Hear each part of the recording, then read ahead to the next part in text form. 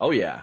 As we wrap up, there's a No, bro, that's the truth in there. you can't even cite that in a college report. One time I went to go check the card of a WWE event and it said that Oral Hershiser defeated Roman Reigns. And I was like, well, okay. Well, okay. Well, we all know that Oral can throw a punch. We've seen Yeah. it. So it has you listed at 6'7", 275. Often these numbers are inflated in pro wrestling. Where do you stand in regards to those numbers?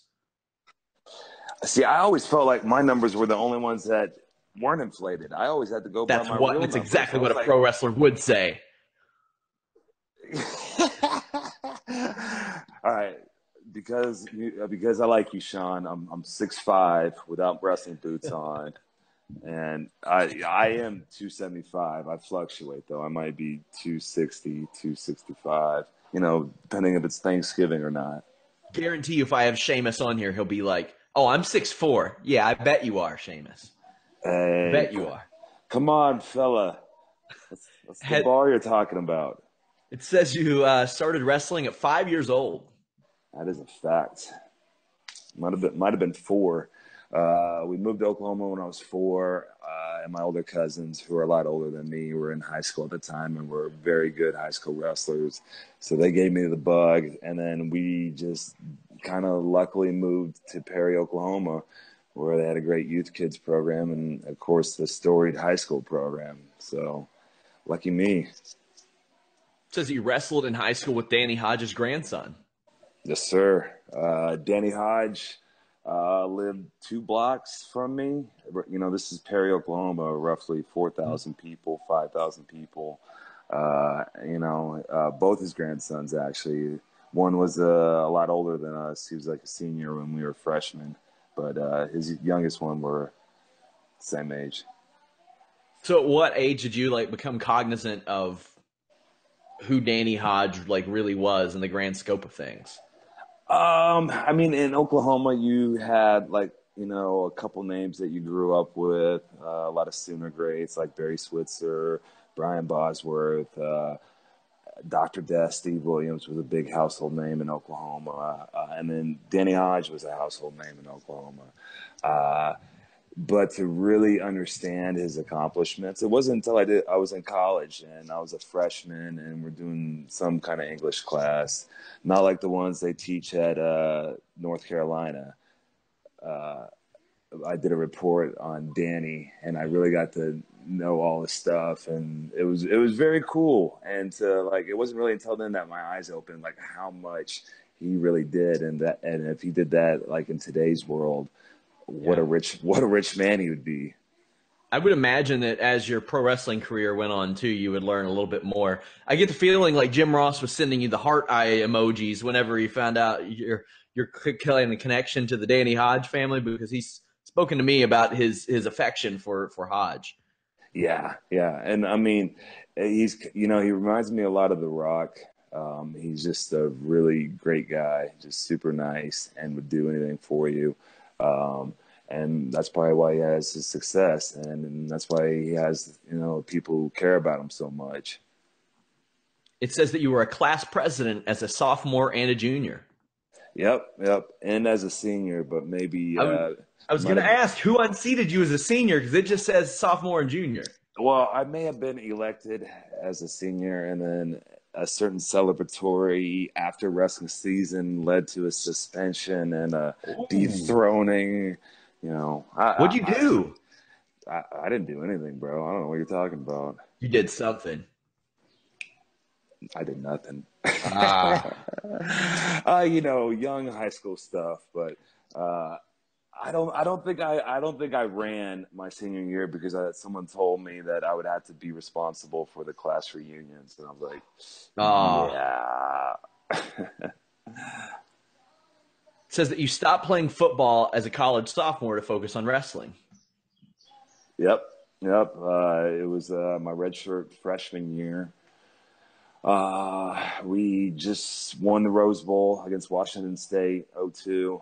And then during the Christmas break, wrestling coach called me, said their heavyweight was academically ineligible. I was academic all Big 12, so they're like, hey, you want to come wrestle for us? She was like, sure. So I wrestled the rest of the season, got my butt kicked. I went like 2-7, wasn't anywhere near wrestling shape. And then I did spring ball with the Sooners, and then did one season where I played football and wrestled because the heavyweight came back and he beat me for the spot. So he was number one the following year, but I did football as well. And then next 2 years, I was the man. I was going to say football and wrestling, it would be, I would imagine, a Oh, huge time suck. Like, oh man, yeah, D1 football is a full-time job. It really is. They should definitely get paid for what they I have was to going to ask do. where you stood on that. I did a story on Kenneth Fareed, who now plays for the Denver Nuggets. We went to college together, and I was just baffled at how little time he had as a basketball player. Keep in mind, before he showed up and after he showed up, it was a ghost town in that arena, like ghost town. But when he's there are people there. There are people in the seats in the stands.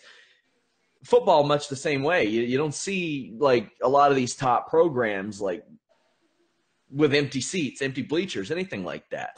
Yeah, Do you have any certain like suggestion how they should go about getting paid?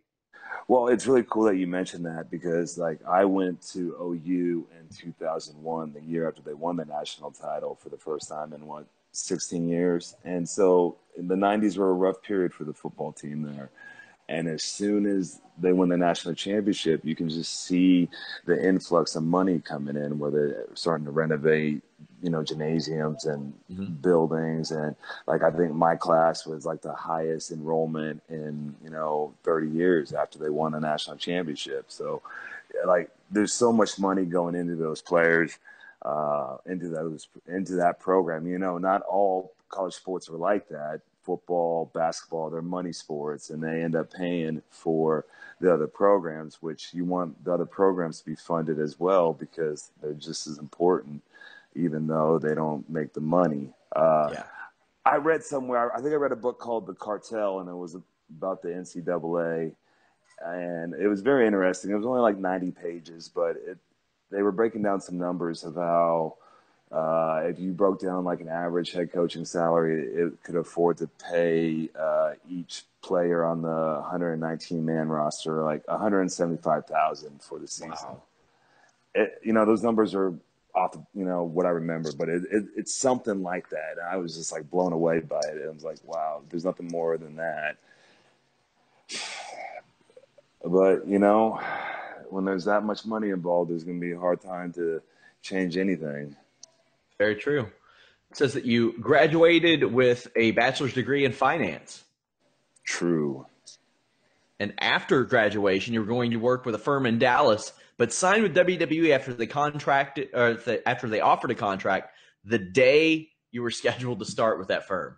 True as well. I was supposed to show up, and they got a phone call from me instead. So how did they react to that? They were like, "Oh, okay," because we were looking for you. And you weren't there. I get the feeling that's not the kind of reason they're given for not showing up at work very often. Hey, BRB, I'm going to go wrestle for the WWE. See you later. Yeah, it's kind of Kenny Powers. I'm at the bar getting me paid, but I would never call someone a bitch. Never call. Oh, man.